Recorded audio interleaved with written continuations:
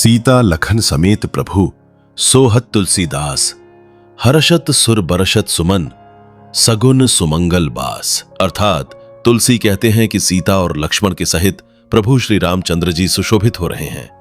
देवतागण हर्षित होकर फूल बरसा रहे हैं। भगवान का ये सगुण ध्यान, ये सुमंगल परम कल्याण का निवास स्थान, जगते रहु छति सव्वे रामचरण छतीन, तुलसी देखू विचारिए है यह मतो प्रवीण। अर्थात संसार में तो 36 के अंक के समान पीठ करके रहो और राम के चरणों में 63 के समान सम्मुख रहो। चतुर पुरुषों के इस मत को अपने हृदय में विचार करके देख लो। भाव यह है कि 36 के अंक में 3 और 6 इन दोनों अंकों की आपस में पीठ लगी रहती है, पर 63 में 6 और 3 इन दोनों के मुख आमने सामने होते हैं। इसलिए मनुष्यों को चाहिए कि वे संसार से तो सदा 36 के अंक के समान पीठ फेरकर विरक्त रहें, परंतु भगवान राम के चरणों के प्रति 63 के अंक के समान सदा अनुकूल रहें। रसना सापिनी बदन बिल जे न जपे हरि नाम, तुलसी प्रेम न राम सो ताहे विधाता बाम।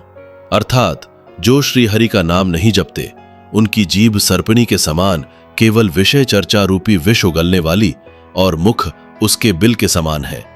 जिसका राम में प्रेम नहीं है, उसके लिए तो विधाता वाम ही है, अर्थात उसका भाग्य फूटा ही है।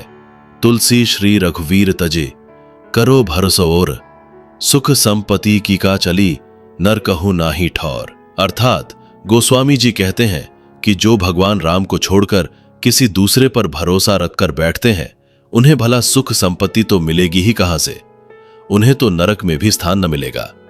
भाव ये कि मनुष्य को भगवान के सिवा किसी दूसरे का कभी भरोसा नहीं करना चाहिए। मीठो अरु कठवती भरो रौताई अरु छेम, स्वार्थ परमार्थ सुलभ राम नाम के प्रेम। अर्थात मीठा पदार्थ अमृत भी हो और कठोरता भरकर मिले, यानी राज्यादि अधिकार भी प्राप्त हो और क्षेम कुशल भी रहे, अर्थात अभिमान और भोगों से बचकर रहा जाए, अर्थात स्वार्थ भी सधे तथा परमार्थ भी संपन्न हो। ऐसा होना बहुत ही कठिन है, परंतु श्री राम नाम के प्रेम से ये परस्पर विरोधी दुर्लभ बातें भी सुलभ हो जाती हैं। हिंदी कविता मंच यूट्यूब चैनल पर आपका स्वागत है। चैनल को सब्सक्राइब करना ना भूलें।